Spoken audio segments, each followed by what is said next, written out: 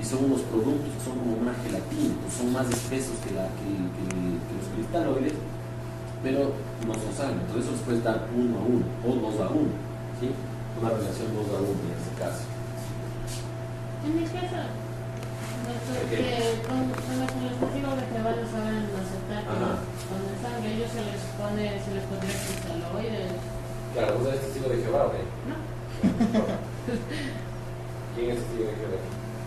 Nadie. Bueno, pero los males, como todos los religiosos, están locos, ¿no? Entonces tienen unas huevadas que, no sé, que ya te llegan a rayar en la cabeza. Pues a ellos no les puedes poner, lamentablemente es así. Hay dos tiempos que tú debes considerar. Uno es una emergencia. Si yo veo un paciente que viene con emergencia, le revisado y no encuentro collar, le tengo que pulseras que lleven esos testigos de Jehová, pero el trasfondo, pues está inconsciente. Porque tú en una emergencia asumes que todo el mundo desea ser salvado. Si me toca amputarle el brazo a alguien por salvarle, le amputo. Ay, no, doctor, es que usted no me preguntó que quería morir, no importa, no te pueden enjuiciar porque fue una emergencia. Es que llega la persona consciente y dice, doctor, yo soy testigo de Jehová, no le pongo sangre, no le puedes poner sangre. ¿Sí? Entonces lo que tienes que hacer es darle cristaloides, expansores plasmáticos, bla, bla, bla, bla, bla, bla, bla. Tratar de que recuperarle de esa forma el hemorragia. ¿Sí? Hay distintas formas de tratar, eso vamos a ver un poco más adelante, pero eso quiero que ustedes vean. Quiero que me den la lista de los cristaloides, la lista de los expansores plasmáticos y obviamente de los paquetes globulares son sangre, paquetes globulares, plasma fresco congelado, etcétera, etcétera. Cada uno de estos tiene una función específica. Pero eso es referente al shock hipovolémico de tipo hemorrágico. En tipo de las quemaduras, vos te quemas, pierdes un montón de piel y la piel obviamente es como una mucosa, ¿sí? Es como una mucosa de estos de aquí, que está todo el tiempo húmeda y está evaporando, ¿sí? La mejor. A la vez. Es que se va a pasar.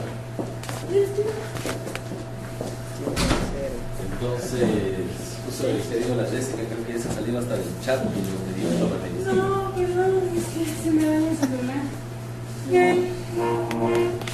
Y no, bien.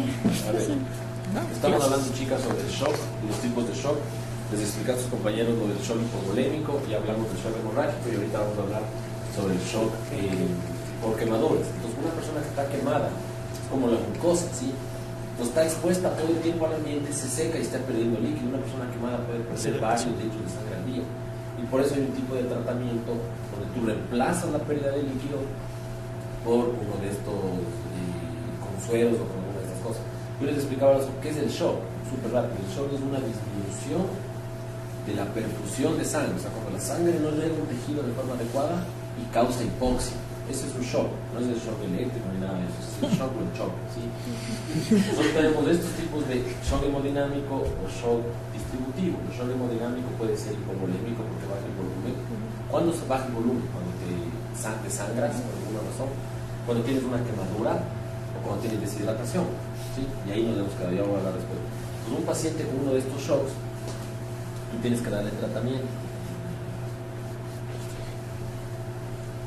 Me imagino que no está tomando. Entonces,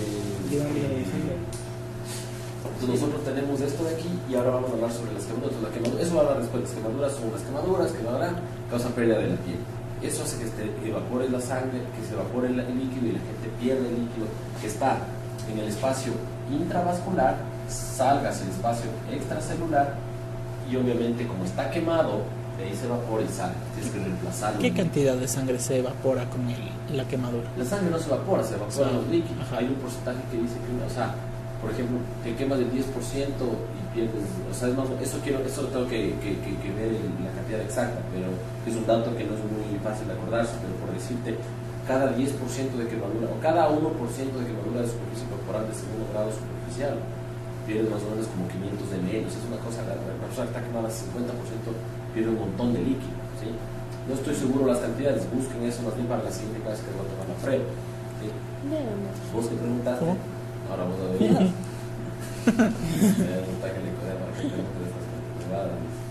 No está bien. Entonces, está bien que pregunten. Claro, yo no me acuerdo eso de ahí, pero es que más o menos uno tiene que saber cada cuánto pierde una persona con su superficie corporal quemada, ¿sí? Después de eso, en la deshidratación, si una persona tiene deshidratación leve, que no esté deshidratado, toma líquido, no pasa nada. Es una deshidratación grave. en la cual tú has perdido un montón de líquidos porque tienes cólera, tu sistema sanguíneo está sin líquido, no tienes perfusión, entonces tienes hipotensión, tienes taquicardia y pues eso te mueres, tienes ya, no compensa el shock, ¿sí? En relación al shock cardiogénico ahora, ¿qué es el shock cardiogénico? Nosotros hablamos que el shock cardiogénico es de origen cardíaco, cardiogénico, ¿sí? Génico origen. Entonces nosotros decimos del corazón es la bomba que bombea sangre.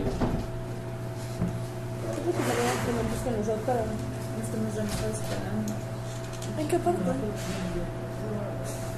Entonces, no son pares, no se vienen en el mismo carro, No nos lleva. En el mismo taxi, pero una cosa.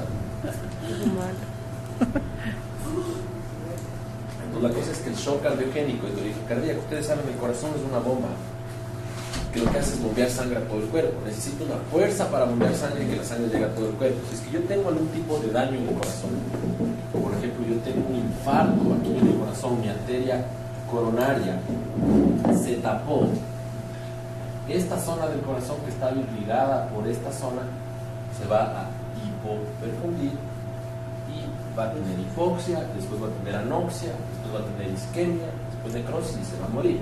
Obviamente en este transcurso esta zona del corazón ya no va a latir con fuerza porque está muerta, entonces el corazón va a latir medio diferente, ¿sí? Porque esta mitad del corazón o del ventrículo izquierdo dejó de latir. Entonces, como dejó de latir, este corazón no puede bombear. Es como que ustedes tengan una bomba de agua en el quinto, ustedes viven en el quinto piso, ustedes se están bañando y el agua bombea desde el primer piso el agua, ¿sí? Pero por ejemplo la bomba empezó a dañar, a fallar, a apagarse, como que se prende y se apaga. El agua va a llegar a diferentes ritmos, como que explota, visto que a veces sale el agua y explota y después no sale y suena las tuberías. Una vez lo ha pasado, ¿no es cierto? Es porque la bomba empieza a fallar. Entonces, ¿cuándo vos puedes tener una alteración cardiogénica? Cuando tienes un infarto, cuando tienes una arritmia. Por ejemplo, yo tengo una arritmia en el corazón, tengo una fibrilación ventricular.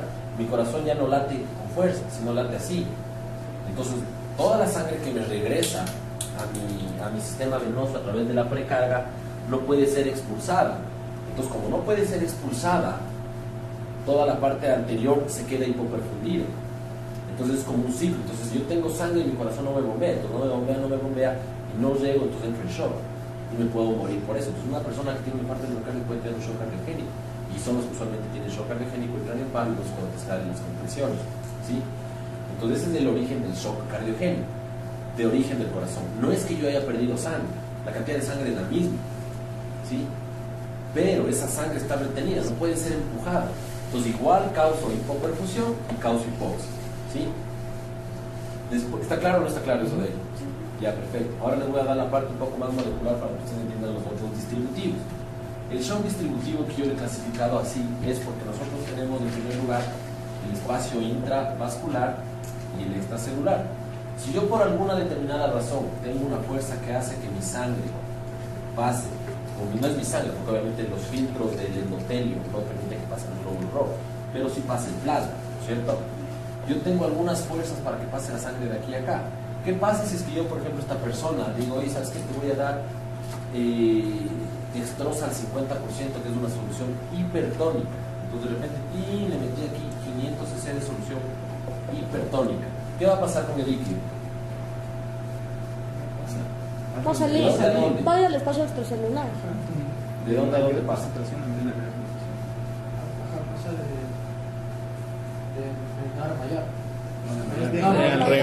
¿Mayor qué? Concentración de...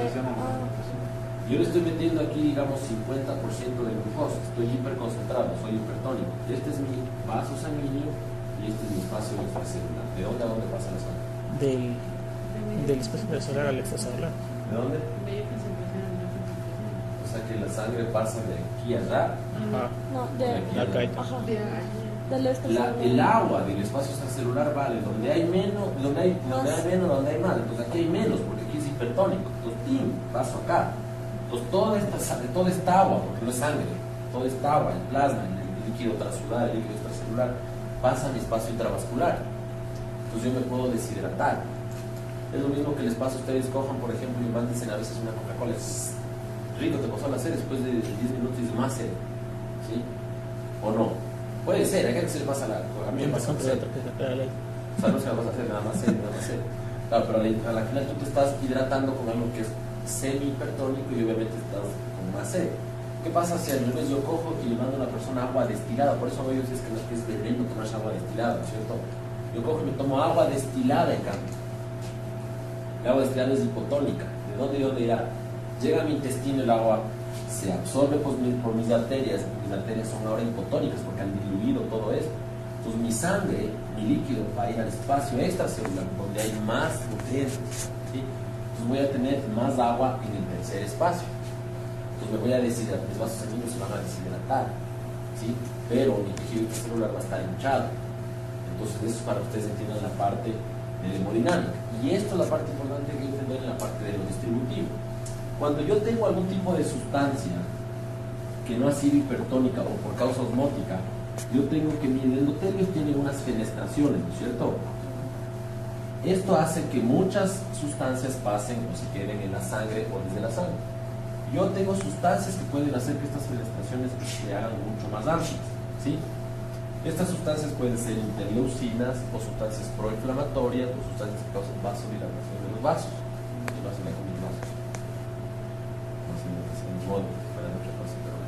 Y causan apertura de este filtro y obviamente el líquido puede pasar de un lado hacia el otro.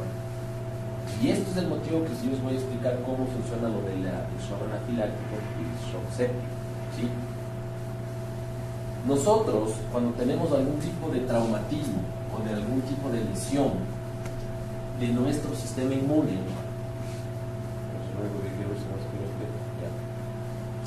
nosotros tenemos lo siguiente: cojo yo y nosotros tenemos una célula, ¿cierto? En todo el cuerpo yo tengo célula. Mi célula está formada por una bicapa, ¿qué? Bicapa lipídica, ¿no es cierto? Si yo tengo un corte aquí, tengo un corte aquí, ¿no es cierto? Porque me patearon, porque me quemé, porque me golpeé, porque tengo alergia a cualquier cosa y viene el alergeno y me empezó a dañar la célula, cualquier tipo de cosa, yo tengo destrucción de la célula, de una celulita. La célula se muere por cualquier cosa, ¿sí? Entonces yo tengo una destrucción de esta célula y obviamente tengo salida de lípidos, ¿sí? Esta salida de lípidos automáticamente a través de la enzima lipasa, que siempre está presente, forma lo que nosotros conocemos como ácido araquidónico, ¿sí? ¿Han escuchado esto? El ácido araquidónico. ¿Dónde han escuchado el ácido araquidónico? Que el nombre genérico, si quieren, es el ácido eicosanoico. ¿Cómo es? Eicosanoico. No me acuerdo. Pero que esto es lo que me acuerdo desde la universidad, ¿no? Así que así es, pero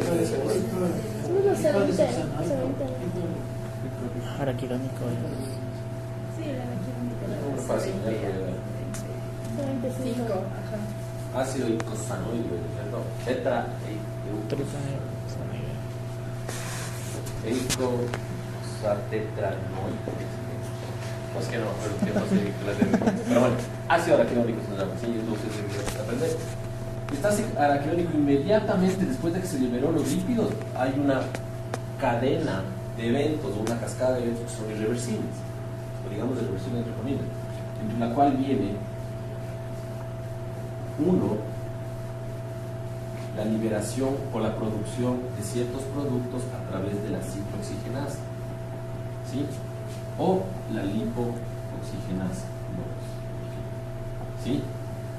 Entonces, cuando yo tengo este tipo de problema aquí, que entre comillas puede ser inflamación, mi ciclooxigenasa libera tromboxanos, ¿qué más? Prostaglandinas, prostaciclinas, la COX-2 libera prostaglandinas, prostaciclinas, y la lipooxigenasa libera leucotrienos y tromboxanos, no, leucotrienos, y la otra es la lipinas, creo que es, no me acuerdo muy bien. Sí, eso es algo que me acuerdo yo desde la universidad. Quiero que la siguiente clase ustedes se acuerden de memoria este ciclo y vean lo elegante aquí. Les voy a preguntar. Entonces, en el momento que yo libero esto, la prostaglandina, o sea, ¿para qué libero todo esto? Es un mecanismo de defensa, ¿sí? Porque me dicen, me partió, me inflamó la pierna. Entonces yo no quiero obviamente seguir jugando fútbol, si yo no tendría dolor. El dolor es un mecanismo de defensa muchas veces. Claro, yo me sale una ampolla, por ejemplo, puedo jugar fútbol, acabo el partido y todo bien. Me voy a la casa, me veo, no, y lo que sea. Ya me pone a caminar después de eso, me pongo patop y todo. Si no tendría dolor, el siguiente día me pego otro partido de fútbol y la cual se hace el doble. Si no me duele al siguiente día se hace el triple. Esa es más o menos la fisiología del pie diabético. El pie diabético, la gente pierde la sensibilidad nerviosa y no les duele. Cogen, se dañan, se cortan con el corta uñas, les da un pie diabético y empiezan a ulcerarse más y más y más porque no sienten dolor y porque aparte de eso existe una mala cicatrización. Entonces yo produzco estos productos que lo que me hacen a mí es despertar los 4 signos cardinales de la inflamación, que son ¿cuáles? Rubor, Dolor, rubor, calor y tumor, ¿sí? Entonces esto es lo que a mí me produce a nivel pequeñito, a nivel de una espinilla o a nivel de un trauma mucho más grande, ¿sí? Entonces yo tengo esto de aquí, entonces yo tengo esto de aquí porque obviamente estos productos, la prostaglandina, la prostaciclina, fueron los que liberaron este tipo de productos, ¿sí? Entonces la prostaglandina liberó sustancias que me causan dolor, activan las terminaciones nerviosas. La prostaciclina hace que llamen a mis interleucinas y dependiendo del tipo de inflamación, la interleucina llama a los monocitos, a los neutrófilos, a los eosinófilos. Es que yo tengo un alergeno que fue el que despertó.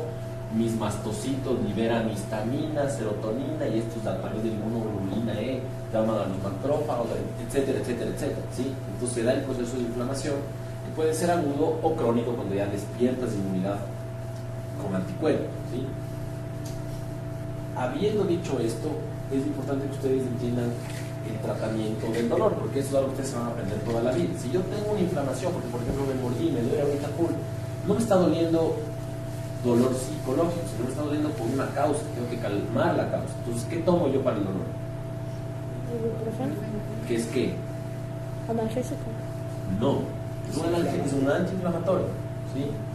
El ibuprofeno no es una, o sea, oigan lo que les voy a decir, es un analgésico antiinflamatorio, pero en vez de decir eso yo digo que es un antiinflamatorio que debido a que disminuye todo esto, obviamente disminuye el dolor.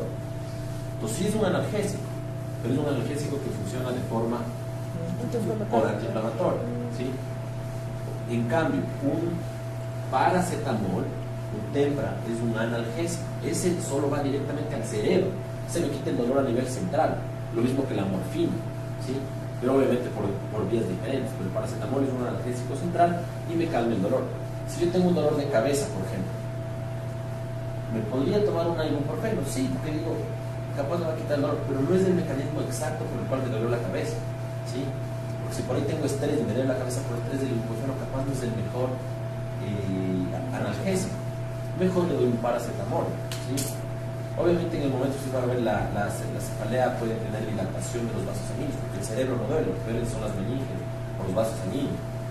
El ibuprofeno me va a calmar un poco el dolor porque obviamente se dilata el vaso y el vaso sanguíneo está dilatado y duele, pero en realidad tengo que dar un analgésico, ¿sí? Si es que yo no tengo ese tipo de cosas, si yo no tengo ese tipo de ustedes pueden ver, ¿sí? Si es que a mí me han pateado, yo por ejemplo montando bicicleta cogí, me pegué un suelazo, me arrastré en el piso, estoy raspado, todo esto con inflamación, pero es que me dio un antiinflamatorio. ¿Qué hace la AINE? Se llaman AINES porque son antiinflamatorios, no esteroides. Esteroidal. Eso quiere decir que hay uno que sí es esteroidal, ¿sí? Entonos, en primer lugar, el antiinflamatorio no esteroidal es la aspirina, el ibuprofeno, el diclofenaco, el naproxeno, todos los que ustedes quieren. ¿Qué es lo que hacen estos antiinflamatorios? Bloquean esto, ¿sí? Bloquean la vía de la ciclooxigenasa, ¿sí? Entonces, como bloquean la vía de la ciclooxigenasa, no se produce todo esto, entonces calma el dolor, calma todo esto, ¿sí? Obviamente, algunas cosas de estas prostaglandinas tienen una función protectora. Bueno, por ejemplo, la prostaglandina E. La prostaglandina E hace que aumente el moco gástrico. Pues yo normalmente tengo mi prostaglandina E, hace que mi moco gástrico esté protegiendo a mi mucosa y que mi acidez del estado por tomar mi corroxa no me cause daño en las células, porque tengo un moco protector. Pero si yo me tomo mucho antiinflamatorio, estoy bloqueando la prostaglandina E, entonces el moco no se produce y por eso me da gastritis. Y por eso ustedes verán, no puedo tomar aspirina porque tengo gastritis. Entonces, esta es la razón, ¿sí? Y obviamente por ese mecanismo alguien se inventó un antiinflamatorio que es específico de la COX-2. que ya no me bloquea todos estos, sino me bloquea solo aquí. Entonces la prostaglandina E se sigue produciendo, pero los otros prostaglandinas del dolor y la inflamación ya no. ¿Cómo se llama este antiinflamatorio? Se llama, por ejemplo, el heterocoxib, el famoso arcoxia. ¿Sí? Entonces la arcoxia me bloquea aquí, y no es que lo que yo siempre digo, la arcoxia, loco, es fuertísimo, no tiene nada que ver con eso. La arcoxia es una medicina mucho más moderna que me bloquea esto. Te la tomas una vez al día y no te da gastritis. Si yo soy una persona normal y no tengo gastritis, ¿para qué voy a gastar $2 en una arcoxia cuando me puedo gastar 5 centavos en una aspirina? ¿Sí? Que al final hace prácticamente lo mismo. Y obviamente la gastritis tiene otro mecanismo. Si ustedes se ponen a ver desde ese punto de vista, ustedes habrán oído alguna vez que el, ¿cómo se llama? El Citotec. Debería haber oído que el Citotec es abortivo, dicen que no he oído. El Citotec. El Citotec es abortivo, que es la supositoria. ¿Cuál es el nombre genérico del Citotec? Es la supositoria. Déjame ver, se me fue el nombre de... Eso es como, no, o sea, yo lo uso en mi práctica, pero no me acuerdo.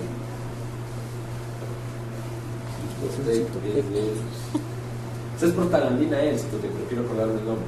Misoprostol. Entonces el misoprostol es una prostaglandina que no es un abortivo, es una prostaglandina que se diseñó para proteger el estómago, es la prostaglandina E. El efecto secundario de la prostaglandina E es que causa dilatación del cervix uterino. Entonces la gente se toma prostaglandina E para la gastritis, pero se dio cuenta que aumentaba el riesgo de aborto porque se abría el cervix. Y ahora obviamente está comprobado que se puede dar como un tratamiento para la apertura del cervix de momento que una persona tenga un embarazo no deseado. ¿Sí? Entonces tú puedes tomar uno de estos, cabe mencionar, ojalá que se realice el aborto en algún rato, porque es otro de los temas que podemos hablar, pero en teoría una persona puede tomar una de estas cosas. No solo eso, yo he visto un montón de pacientes, me puse 3 citopenios, llegan obviamente el cervix abierto, y viene sangrando, y viene un aborto y tiene que hospitalizarse. ¿Sí? Pero hay tratamientos que funcionan. Está claro esto de aquí, ¿no es cierto? ¿Qué pasa si tengo una inflamación mucho más grande? Tengo una inflamación generalizada, un shock anafiláctico, o mi propio sistema inmune que está atacando mi propio cuerpo. ¿Qué le doy? ¿Qué fármaco ustedes han oído? Los famosos corticoides, ¿no es cierto? ¿Han oído o no han oído? El corticoide es un antiinflamatorio esteroidal, porque viene del cortisol, que es el precursor de lo que es la testosterona y de los estrógenos, entonces es esteroidal. Y este corticoide lo que hace es bloquear ¿dónde en esta vía metabólica? Bloquea aquí, bloquea la lipasa. Entonces los corticoides es el nivel máximo de bloqueo. Entonces es que yo le doy mucho corticoide, puedo causar inmunosupresión, porque todo esto, todos estos proinflamatorios, interleucinas que llaman a los anticuerpos, a la célula, todo, dejan de producirse. Entonces esa persona entra en un estado de inmunosupresión. ¿Sí? Entonces aquí actúan los corticoides, ¿sí? Está claro, ya más o menos ustedes ya van a entender cómo funciona esto, ¿sí? ¿Cómo funciona, por ejemplo, si yo tengo rinitis? Yo tengo rinitis, tengo alergia a ustedes, por ejemplo, que esto me da alergia a ustedes, vienen siempre, se me tapa la nariz. ¿Por qué es esto? Es porque yo tengo mis cornetes nasales, ¿no es cierto? Yo tengo mis dos, mi nariz aquí, digamos así, mis cornetes están aquí, normalmente más o menos son así, ¿no es cierto? Entonces esto es mucosa, esto es mucosa, esto es mucosa y esto es mucosa. El momento en que yo respiro ácaros o pelos de gato que ustedes traigan, lo que sea, vienen estas cosas por aquí y entran en contacto con mi mucosa. Esta mucosa activa el sistema de inflamación, pero obviamente como sabe que es alérgico, se controla a través de la inmunoglobulina E y los mastocitos y los eosinófilos, que son, cuando una persona tiene mucha alergia, yo les hago una biometría hemática y yo veo que hay más eosinófilos. Cuando tengo una infección bacteriana tengo más neutrófilos, ¿sí? Es dependiendo del tipo de célula que ataca. Entonces mi mucosa dice, chuta, este man está otra vez con esto, entonces causemos inflamación. Como es local, la inflamación es local, entonces mis vasos sanguíneos, debido a que se liberaron todas estas cosas, se dilatan, pues ya no se hacen de este ancho, sino se hacen de este ancho, ¿sí? Ya no sus paredes están cerradas, sino que las fenestras se abren para que salga el trasudado y estas sustancias puedan llegar a... Entonces mi mucosa se hace de este ancho, ¿sí? Y por eso es que llego con la nariz tapada, porque se me inflamó esto de aquí, ¿sí? Y usualmente es tan sabio el cuerpo que el otro lado casi nunca se alterna, como que se alternan las dos técnicas. Se altera y una persona respira más por una que por el otro lado. Yo le puedo dar a esta persona un tratamiento, le puedo dar un antihistamínico como la cetiricina o la loratadina, que es un antihistamínico H2 bloqueador. Bloqueo la inflamación por histamina, que es el principal ejecutor de todo este proceso. O le puedo dar un corticoide local, el famoso Flixonase o todos estos Nasonex que se ponen para la nariz. Es porque ese corticoide solo actúa localmente, entonces me bloquea desde aquí y no me causa inmunosupresión sistémica, sino solo local, entonces es mejor tratamiento. ¿Sí? ¿Qué pasa si yo tengo una respuesta alérgica súper grave? La primera vez me picó una abeja a los 5 años y se me hizo un moradote, es que si a tu cuerpo no le gustó el veneno de la abeja. Porque claro, a mí me pica una abeja, te duele y todo, se te hace una roncha chiquita. Pero yo he visto personas que se les hace una roncha gigantesca, digo, o sea, en verdad no le gustó al cuerpo de él ese veneno. Entonces posiblemente su cuerpo se alistó y dijo, la siguiente vez que venga este veneno se fregó porque voy a atacar con todo. Ese es el shock anafiláctico. Tienes una respuesta alérgica tan severa que a todo tu cuerpo le pasa eso. Entonces todos tus vasos sanguíneos se dilatan, todos tus vasos sanguíneos empiezan a filtrar líquido, se te empieza a cerrar la glotis porque tu glucosa de la glotis empieza a hincharse porque está llena de agua y tus vasos sanguíneos empiezan a hincharse. Tienes shock porque tus vasos sanguíneos ya no están contrayéndose, no están dilatadazos, entonces ya no, es como que queda, es como decir, ¿me entienden? O sea, es como una manguera. ¿Qué les diré? Es que ejemplo les puedo poner para que ustedes se den cuenta. O sea, es como que, les pongo el ejemplo, un globo, ¿no es cierto? Un globo cuando está, esos globos larguitos, cuando está desinflado es como que así súper, puede dar la forma que quiera. Entonces cuando está inflado es muy duro. Cuando está inflado con esa fuerza tú podrías tener la forma del tubito, y cuando estaba desinflado no. Lo mismo pasaría porque tiene sangre, pero la sangre está en un espacio mucho más ancho, ¿sí? Entonces no hay cómo propulsar la sangre, entonces tiene un shock anafiláctico. Entonces a una persona que tiene un shock anafiláctico le pasa esta dilatación y todo, pero sistémicamente, y la persona se puede morir, ¿sí? Y las personas se mueren por eso. Cuando una persona tiene un shock alérgico es cuando una persona responde demasiado a un alergeno. Cuando, no sé, hay gente que responde así. Otras personas, no, a mí nunca me ha dado shock. Yo tengo algunos ciertos tipos de alergias, unas cosas medio pequeñas, pero nunca me puedo comer lo que sea. Hay gente que come camarón, le puede dar un beso, se puede morir. En Canadá los niños se mueren porque comen maní, ¿sí?